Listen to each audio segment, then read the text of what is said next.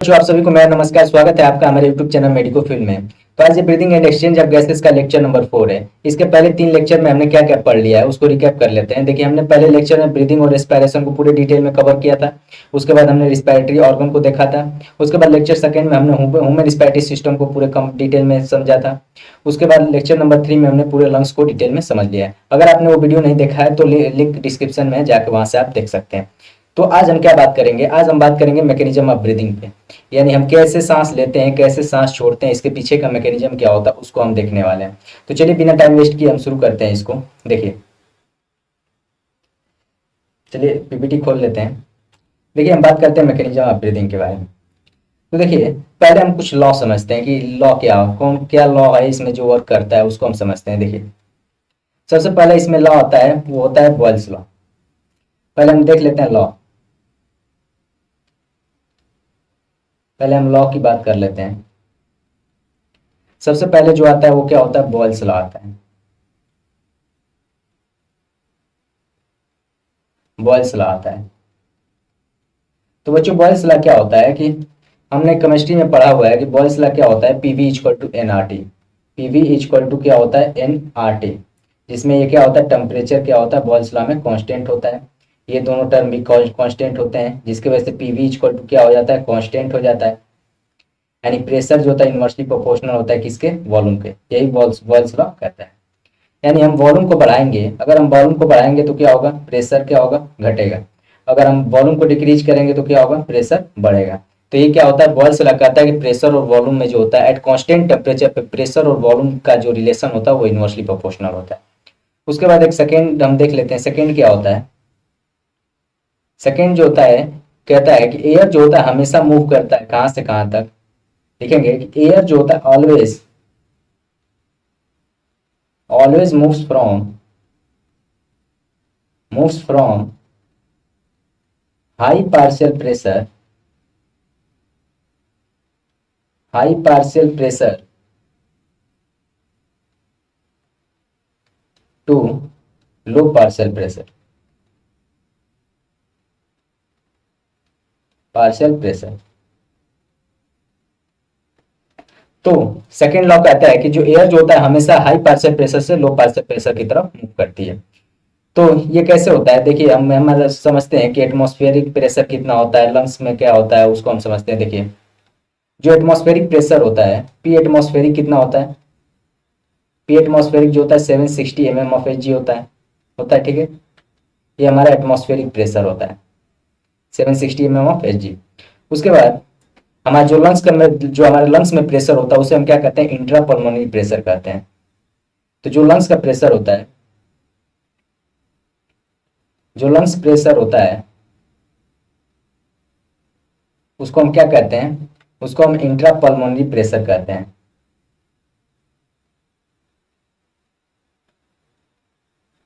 Intra pulmonary pressure,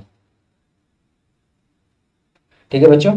तो atmospheric pressure जो है उसको तो हम चेंज नहीं कर सकते हैं। ये जो है ये 760 mm ऑफ एच जी ये फिक्स्ड है, इसको हम नहीं चेंज कर सकते हैं। लेकिन जो हमारा लंग्स का ये प्रेशर है इसको हम चेंज कर सकते हैं। कैसे चेंज कर सकते हैं? हमारे अंदर क्या होती है, कुछ मसल्स हैं जो जिनके कंट्रैक्शन रिलैक्सेशन की वजह से जो ये प्रेशर होता है ये चेंज हो जाता है। तो ये इस जो ये इंट्रापल्मोनरी प्रेशर होता है, intrapulmonary pressure it can be change by the help of muscles. तो हमारी बॉडी में कुछ मसल्स होती है जिसके मदद से हम इसको क्या कर सकते हैं? कम कर सकते हैं, ज्यादा कर सकते हैं। तो कौन कौन सी मसल्स होती हैं उसी को हमें देखना है, जिनके कंट्रेक्शन या रिलैक्सेशन की वजह से हम इंट्रापल्मोनरी प्रेशर को चेंज कर सकते हैं। तो सबसे पहली जो मसल्स आती है वो क्या होती है? इंटरकोस्टल मसल्स होती है। इंटरकोस्टल मसल होती है। इंटरकोस्टल मसल्स में कौन कौन सी मसल्स आती हैं? एक जो होती है एक्सटर्नल इंटरकोस्टल मसल्स होती है। एक्सटर्नल इंटर कोस्टल मसल्स होती है, जिसको हम कैसे रिप्रेजेंट करते हैं? EICM, internal external intercostal muscle, जिसको हम शॉर्ट में लिखते हैं। एक जो होती है सेकंड जो होती है इंटरनल इंटरकोस्टल मसल्स होती है। इंटरनल इंटर कोस्टल मसल्स होती है। इसको हम कैसे लिखते हैं, IICM, internal intercostal muscles. Second जो मसल्स होती है वो क्या होती है, डायफ्राम होती है। तो इन मसल्स के हेल्प से हम क्या कर सकते हैं, जो हमारा लंग्स का प्रेशर है, इंट्रा पल्मोनरी प्रेशर जिसको कहते हैं, इसको हम घटा सकते हैं, बढ़ा सकते हैं, यानी इसको हम चेंज कर सकते हैं। तो चलिए देखते हैं एक्सटर्नल इंटरकोस्टल मसल्स क्या होता है, डायफ्राम क्या होता है, जब ये कंट्रैक्ट करती हैं तो क्या होता है, इसको हम देख लेते हैं।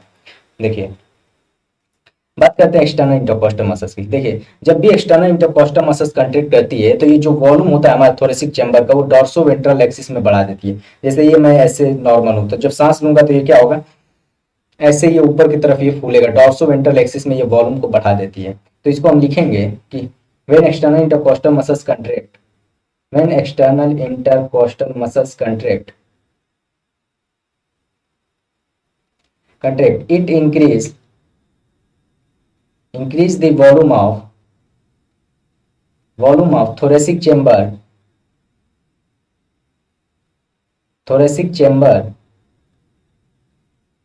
in dorsoventral axis,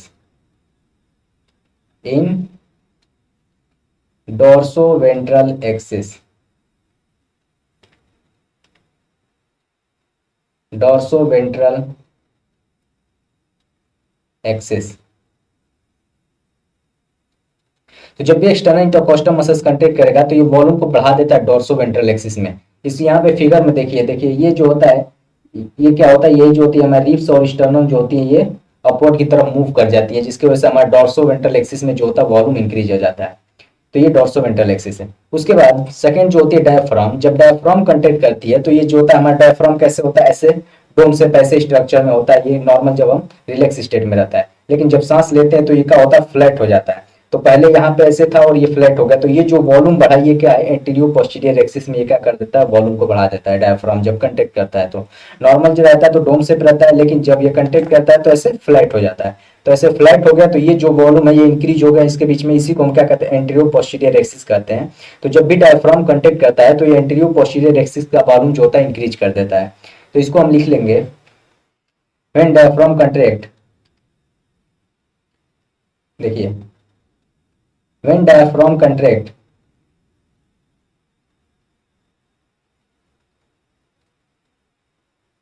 when diaphragm contract it increase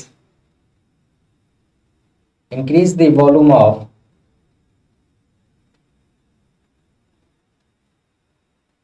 thoracic chamber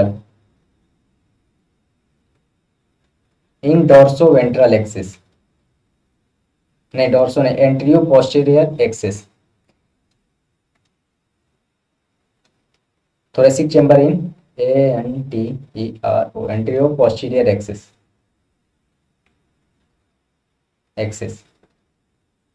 तो यहाँ डायग्राम में देखिए, जो साइड में डायग्राम में देखिए, नॉर्मल शेप कैसा है, ऐसे डोम शेप होता है ये, लेकिन जब ये कंट्रैक्ट करता है तो ऐसे क्या होता है, फ्लैट हो जाता है। तो ये वाला जो वॉल्यूम हो गया ये इंक्रीज हो जाता है, इसी को हम क्या कहते हैं, एंटीरो पोस्टीरियर एक्सिस कहते हैं।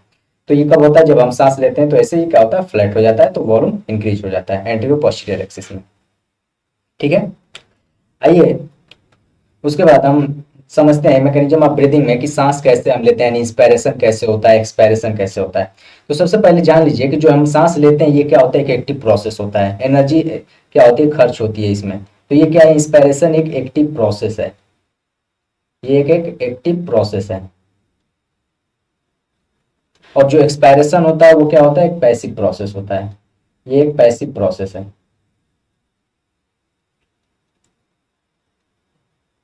इसीलिए कहते हैं कि हम सांस जो होता है अपने मर्जी से लेते हैं, लेकिन अब निकल अपने आप जाता है। तो हम सांस लेते हैं यानी ये एक एक्टिव प्रोसेस है, लेकिन जब सांस छोड़ते हैं तो ये एक पैसिव प्रोसेस है। तो चलिए हम इंस्पायरेशन क्यों होता है और कैसे होता है समझते हैं। देखिए, एक्सपायरेशन कब होगा, जब हमारा एक्सटर्नल इंटरकोस्टल मसल्स और डायफ्राम दोनों जब कंट्रैक्ट करती हैं तो हम सांस ले पाते हैं। तो सबसे पहले यहाँ पे हम लिखते हैं कि इंस्पायरेशन जो होता है, it is due to the contraction of external intercostal muscles and diaphragm। तो जब हम सांस लेते हैं तो कौन कौन सी मसल्स कंट्रैक्ट करती हैं? नॉर्मल हम इंस्पायरेशन सांस ले रहे हैं, नॉर्मल हम सांस ले रहे हैं तो कौन कौन सी मसल्स काम करती हैं? एक्सटर्नल इंटरकोस्टल मसल्स कंट्रैक्ट करती है और डायफ्राम कंट्रैक्ट करती है। उसके बाद जब हम सांस छोड़ते हैं तो क्या होता है? जब हम सांस छोड़ते हैं तो क्या होता है? ये दोनों रिलैक्स हो जाती हैं। It is due to the relaxation of external intercostal muscles and diaphragm. जब एक्सटर्नल इंटरकोस्टल मसल्स और डायफ्राम रिलैक्स होती हैं तो क्या होता है? सांस हम छोड़ते हैं, यानी एक्सपायरेशन होता है। तो इसके पीछे का मैकेनिज्म क्या है, कैसे ये होता है, कैसे वॉल्यूम बढ़ता है, तो क्या इफेक्ट पड़ता है हमारे लंग्स में, उसको हम डिटेल में देखने वाले हैं। तो चलिए सबसे पहले देखते हैं कि इंस्पायरेशन कैसे होता है। देखिए मैंने बताया कि इंस्पायरेशन क्या है? एक एक्टिव प्रोसेस है, एक्टिव प्रोसेस है, ठीक है। तो इंस्पायरेशन कब होता है और कैसे होता है? देखिए इंस्पायरेशन कब होगा? जब क्या होगा? कंट्रेक्शन होगा external intercostal muscles and diaphragm का। तो इंस्पायरेशन जो होता है हैपेंस ड्यू टू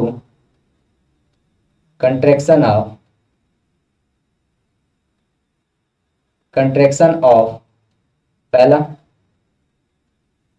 और दूसरी मसल्स। कौन सी है? पहली external intercostal muscles and second जो है डायफ्राम। ठीक है बच्चों। तो देखिए जब एक्सटर्नल इंटरकोस्टल मसल्स ये क्या करेगी? कंट्रैक्ट करेगी। जब एक्सटर्नल इंटरकोस्टल मसल्स कंट्रैक्ट करेगी तो ये क्या करेगा? ये रिब्स जो है, रिब्स और स्टर्नम जो है वो अपवर्ड की तरफ मूव करने लगेगा। जब भी ये कंट्रैक्ट करता है तो रिब्स एंड स्टर्नम क्या हो जाती है? Ribs and sternum moves upward, यानी डॉर्सोवेंट्रल एक्सिस में क्या होता है? जैसे जैसे ये कंट्रैक्ट करेगा, यानी एक्सटर्नल इंटरकोस्टल मसल्स कंट्रैक्ट करेगा तो जो हमारी रिब्स हैं और स्टर्नम है वो अपवर्ड की तरफ मूव करेगी। अपवर्ड की तरफ मूव करेगी जिसकी वजह से जो डॉर्सोवेंट्रल एक्सिस में वॉल्यूम है वो इंक्रीज हो जाएगा। जिसकी वजह से क्या होगा? जिसकी वजह से क्या होगा? Dorso volume of thoracic chamber, क्या लिखेंगे इसको? वॉल्यूम, देखिए volume of thoracic chamber increase in dorsoventral axis, ventral axis. देखिए जैसे ही एक्सटर्नल इंटरकोस्टल मसल्स कंट्रैक्ट किया तो जो रिब्स और स्टर्नम है वो अपवर्ड की तरफ मूव गई, जिसकी वजह से डॉर्सोवेंट्रल एक्सिस में जो है वॉल्यूम इंक्रीज हो गया।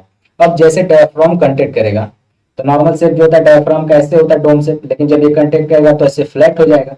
जिसकी वजह से ये जो बीच का वॉल्यूम है यही क्या होता है? एंटीरियर पोस्टीरियर एक्सिस होता है, नीचे की तरफ ये क्या होता है? बढ़ जाता है। तो यहाँ पे हम लिखेंगे कि जब ये कंट्रैक्ट करेगा डायफ्राम हमारा, जब डायफ्राम कंट्रैक्ट करेगा तो क्या होगा? देखिए जब भी डायफ्राम कंट्रैक्ट करेगा तो ये क्या हो जाएगा? फ्लैट हो जाएगा। तो इसको लिखेंगे it become flat, it become flat, ये फ्लैट हो जाएगा। अब ये फ्लैट हो गया जिसकी वजह से क्या हो जाएगा? वॉल्यूम जो है थोरेसिक चेंबर का इंक्रीज हो जाएगा, किसमें? एंटीरियर पोस्टीरियर एक्सिस में। तो लिखेंगे volume of thoracic chamber increase in anteroposterior axis।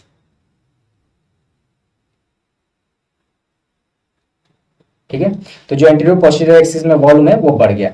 अब इन दोनों के कंट्रेक्शन की वजह से यानी रिब्स और स्टर्नम भी अपवर्ड मूव कर गई, डायफ्राम भी नीचे की तरफ मूव कर गया, जिसकी वजह से ओवरऑल जो वॉल्यूम था वो क्या हो गया? इंक्रीज हो गया। जिसकी वजह से ओवरऑल ओवरऑल वॉल्यूम जो है थोरेसिक चेंबर का क्या हो गया? बढ़ गया। तो इस क्या हो गया? इसकी वजह से कंट्रेक्शन की वजह से overall volume of thoracic chamber increase है, मतलब थोरेसिक चेंबर का वॉल्यूम ओवरऑल हमारा बढ़ गया।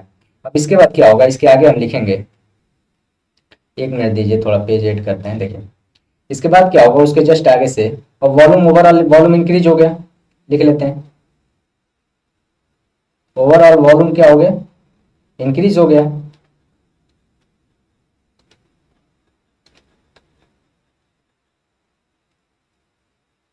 Overall volume increases. अब जैसे ही वॉल्यूम बढ़ा हमने पढ़ा वॉल्स लॉ की प्रेशर जो होता है इनवर्सली प्रोपोर्शनल होता है वॉल्यूम के। वॉल्यूम बढ़ा इसका मतलब क्या होगा, इंट्रापल्मोनरी प्रेशर जो था वो कम हो गया। हमने इन मसल्स को कंट्रैक्ट करा के इंट्रापल्मोनरी प्रेशर जो था नॉर्मल प्रेशर से हमने इसको कम कर दिया। यानी वॉल्यूम बढ़ने की वजह से क्या हो गया, जो इंट्रापल्मोनरी प्रेशर था वो क्या हो गया, डिक्रीज हो गया। तो क्या लिखेंगे, overall volume increases and intrapulmonary pressure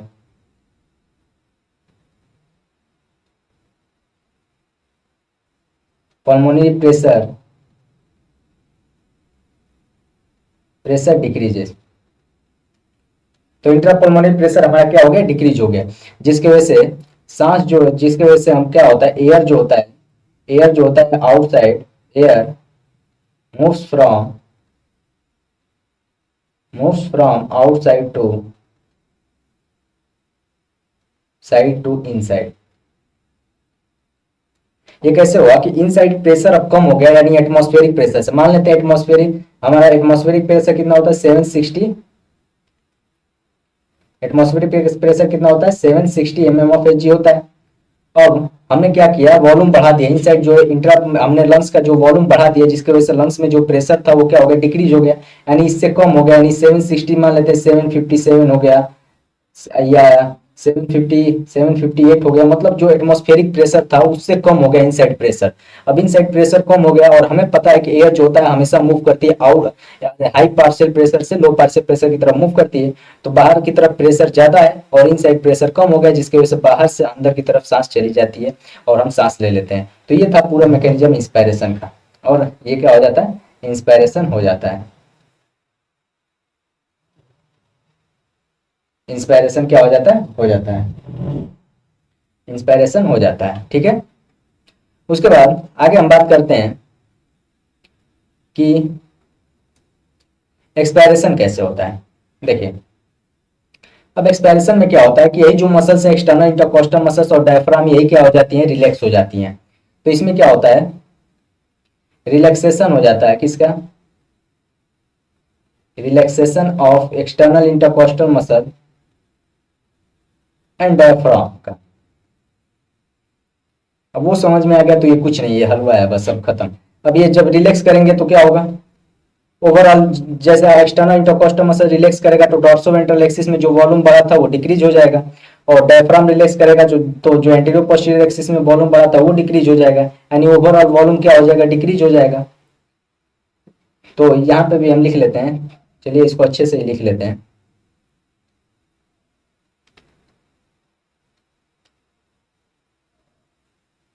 देखिए, एक्सटर्नल इंटरकोस्टल मसल्स क्या करेगी, रिलैक्स करेगी, तो क्या होगा, वॉल्यूम जो है डिक्रीज हो जाएगा, volume decrease in dorsoventral axis,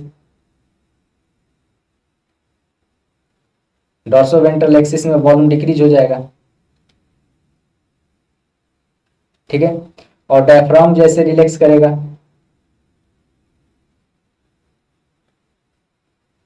diaphragm जैसे ही रिलैक्स करेगा ये, तो क्या होगा, वॉल्यूम डिक्रीज हो जाएगा किसमें, volume decrease in antero posterior axis,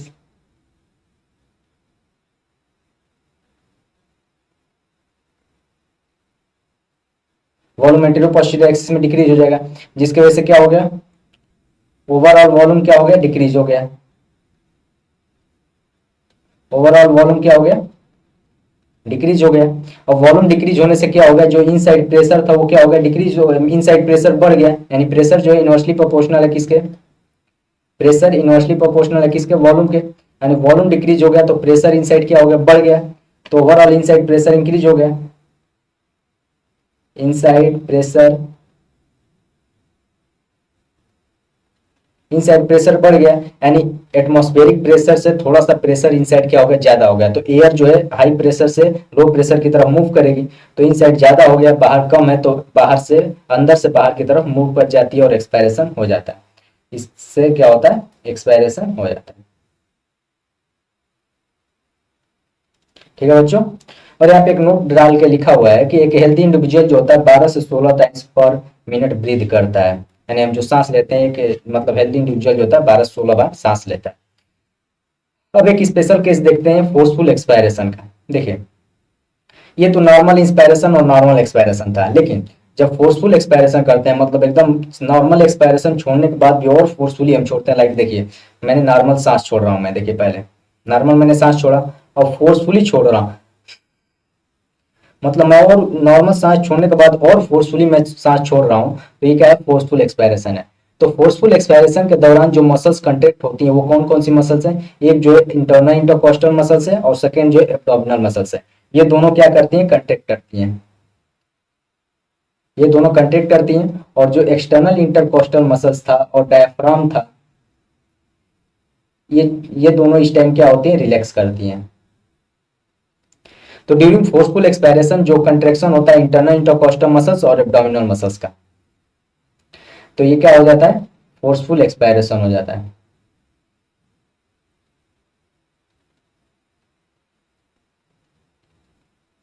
ठीक है बच्चों, और ये फोर्सफुल एक्सपायरेशन जो होता है ये क्या होता है, एक एक्टिव प्रोसेस होता है, एक्टिव प्रोसेस होता है ये।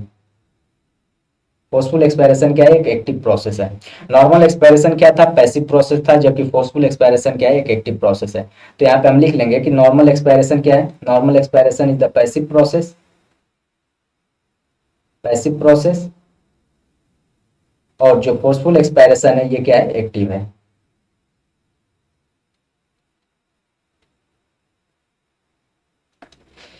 तो हमने यहाँ पे आज मैकेनिज्म ऑफ ब्रीदिंग को पूरे डिटेल में समझ लिया है। आज के लिए इतना ही रहने देते हैं। अगर कुछ भी डाउट होगा तो उसको आप कमेंट में पूछ सकते हैं, मैं उसको नेक्स्ट लेक्चर में ले लूंगा। ठीक है बच्चों, कुछ छूटा तो नहीं, देख लेते हैं एक बार। नहीं, मैंने सब कुछ कवर कर लिया। मैंने मैकेनिज्म ऑफ ब्रीदिंग बता दिया, इंस्पायरेशन एक्सपायरेशन पूरा उसका मैकेनिज्म यहाँ पे मैंने समझा दिया कि कैसे होता है, और उसके बाद मैंने एक्सपायरेशन को भी यहाँ पे समझा दिया। ठीक है, तो आज के लिए इतना ही रहने देते हैं। अगर वीडियो अच्छी लगे हो बच्चों तो इसको लाइक करें और सब्सक्राइब करें और भी बच्चों में इसको शेयर करें। तब तक के लिए थैंक यू सो मच।